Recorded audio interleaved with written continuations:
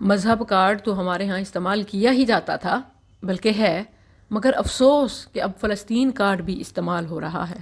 فلسطین کے لیے تو کچھ نہیں کر سکتے، البتہ فلسطین کے نام پر پیسہ، نام، کاروبار خوب چمکا رہے ہیں۔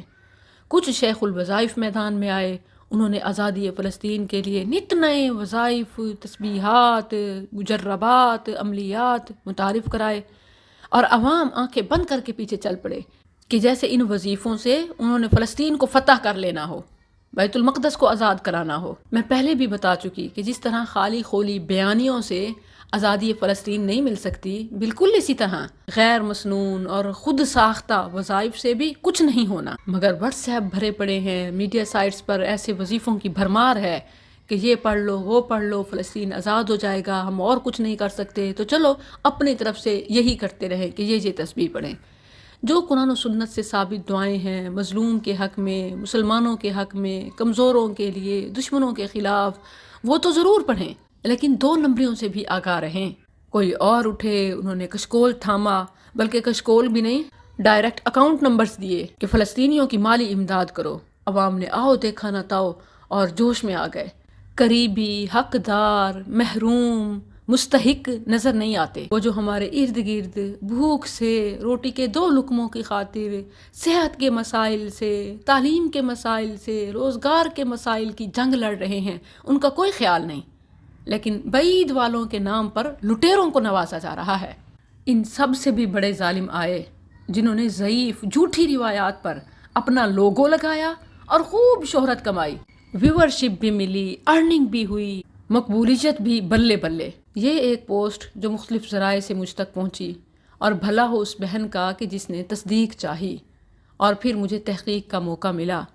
پہلے تو میں نے خوب تلاش کیا، مگر مستند کسی ذرائع سے مجھے نہ ملی، اور بالآخر جب جا کر حقیقت سامنے آئی تو میں نے آپ سے شیئر کرنا ضروری سمجھا، مگر اس پیغام کے ساتھ کہ صرف یہی نہیں بلکہ ہر طرف پھیلی ہوئی پوسٹ کو اس بہن کی طرح کہ جیسے ہی وہ کوئی پوسٹ پڑھتی ہیں، انہوں نے بتایا کہ میرا طریقہ یہ ہے کہ میں اس پر یقین کرنے سے پہلے وہ جو نمبر دیا ہوتا ہے اس کو سرچ کرتی ہوں، اور اگر وہاں حدیث ملتی ہے اس کا حکم دیکھتی ہوں اور پھر یقین کرتی ہوں۔ جبکہ اس پوسٹ کا مجھے ریفرنس موجودہ نہ ملا، تو اس حوالے سے میں نے آپ سے رابطہ کیا۔ یہی حدیث رسول صلی اللہ علیہ وسلم سے محبت کا ثبوت اور ہر مسلمان کی ذمہ داری ہے۔ جب مارکیٹ میں مذہبی لحاظ سے، دینی لحاظ سے اتنی 2 نمبریاں ہیں، تو کچھ ہماری بھی ذمہ داری ہے۔ ہم بھی مسلمان ہیں، اسلام سے نسبت رکھتے ہیں، نبی صلی اللہ علیہ وسلم کی محبت کے دعوے دار ہیں۔ ہماری یہ ذمہ داری ہے کہ ہم رسول اللہ صلی اللہ علیہ وسلم سے ثابت شدہ صحیح بات اور آپ سے منسوب کمزور اور ضعیف من گھڑت بات کا فرق جانیں۔ ہم ساری ذمہ داری تو علماء کو دیتے ہیں کہ یہ فرقہ واریت کی بنیاد ہیں، یہ مولوی طبقہ، یہ دیندار لوگ۔ عام عوام کا کیا حال ہے کہ جو تحقیق کی زحمت تک گوارا نہیں کرتے اور آنکھیں بند کر کے ہر مشہور، وائرل اور چمکتی ہوئی پوسٹ کو قرآن و حدیث سمجھ لیتے ہیں۔ اب اس روایت کے حوالے سے جب تحقیق کی تو معلوم ہوا کہ زوائد مسند احمد میں 22320 کے ریفرنس سے یہ آئی ہے۔ سیدنا ابو امامہ رضی اللہ عنہ بیان کرتے ہیں، رسول اللہ صلی اللہ علیہ وسلم نے فرمایا، میری امت کا ایک گروہ قیامت تک دین پر ثابت قدم اور دشمن پر غالب رہے گا۔ ان سے اختلاف کرنے والے ان کا کچھ نہ بگاڑ سکیں گے، سوائے اس کے کہ انہیں کچھ معاشی تنگ دستی کا سامنا کرنا پڑے، یہاں تک کہ اللہ کا حکم آ جائے گا اور وہ اسی حالت پر ہوں گے۔ صحابہ نے کہا، اے اللہ کے رسول، وہ کہاں ہوں گے؟ آپ صلی اللہ علیہ وسلم نے فرمایا، وہ بیت المقدس اور اس کے گرد و نواح میں ہوں گے۔ اب جب اس روایت کی تحقیق کی تو پتہ چلا کہ اس نمبر سے تو نہیں، البتہ زوائد مسند احمد میں یہ ایک اور نمبر 22320 کے ریفرنس سے ہے، لیکن محققین نے، محدثین نے اس کو قبول کرنے سے انکار کیا ہے، اور اگر کسی طرح اس کو قبول کر بھی لیا جائے تو اس کا مصداق، اس کا معنی مراد وہ نہیں جو آج کل پھیلایا جا رہا ہے، چسپاں کیا جا رہا ہے۔ تو حقیقت کیا ہے؟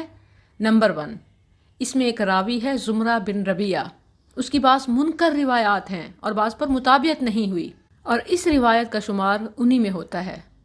مزید یہ کہ عمر بن عبداللہ حضرمی جو صحابی رسول ابو امامہ باہلی رضی اللہ عنہ کے ریفرنس سے بیان کرتے ہیں، ان کا صحابی رسول ابو امامہ سے سماع یعنی حدیث کو سننا یہی ثابت نہیں ہے، ان کے سماع کی تصریح نہیں ملی۔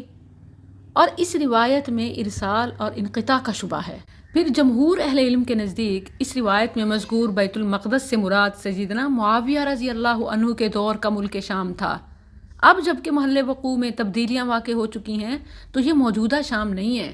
تو میری آپ سے گزارش ہے کہ حدیث کے معاملے میں بے احتیاطی لاپرواہی مت کیا کریں، خاص طور پر وائرل پوسٹ پر دل نہ دے بیٹھا کریں، بلکہ تھوڑی محنت اور جستجو اور تحقیق ضرور کیا کریں کہ رسول اللہ صلی اللہ علیہ وسلم سے یہ ثابت ہے یا نہیں، اور ثابت ہے تو اس کا معنی مفہوم کیا ہے، کیونکہ حدیث نقل کرنے والے محدثین ان کا معنی، مفاہیم، مراد بہتر جانتے ہیں۔ اللہ عز و جل ہمارے مستضعفین، مظلومین بہن بھائیوں کی مدد فرمائے، دنیا میں جہاں کہیں ان پر جو ظلم ہو رہا ہے اللہ عز و جل فتح اور نصرت سے ہمکنار فرمائے۔